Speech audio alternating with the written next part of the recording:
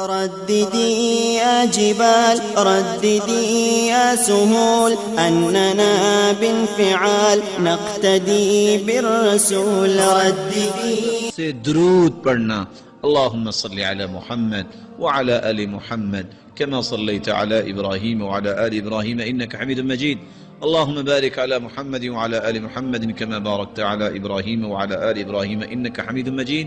ایک مرتبہ جو درود پڑھتا ہے انعام کتنے ہیں؟ 5. جو ایک مرتبہ درود پڑھتا ہے 10 نیکیاں لکھی جاتی ہیں، 10 گناہ معاف ہوتے ہیں، 10 درجات بلند ہوتے ہیں، اور اللہ رب العزت 70 رحمتیں نازل فرماتے ہیں، اور اللہ کے نورانی فرشتے 70 مرتبہ اس انسان کے لیے بخشش کی دعا کرتے ہیں.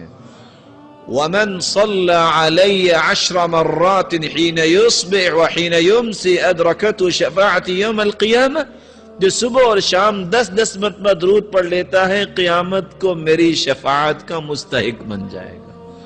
اور اللہ کے رسول اس کے صحابی نے پوچھا میں دعا کتنی کروں اور میں کتنا درود پڑھوں؟ فرمایا تم جتنا بھی پڑھو اچھا ہے. کہا ایک ہی سا درود اور دعا ٹھیک ہے. فرمایا فإن زدت فهو خير لك، اور زیادہ پڑھو. فرمایا آدھی دعا اور آدھا درود. کہا فإن زدت فهو خير لك، اور زیادہ پڑھو تو بہتر ہے. کہا اگر میں درود ہی پڑھتا رہوں تو؟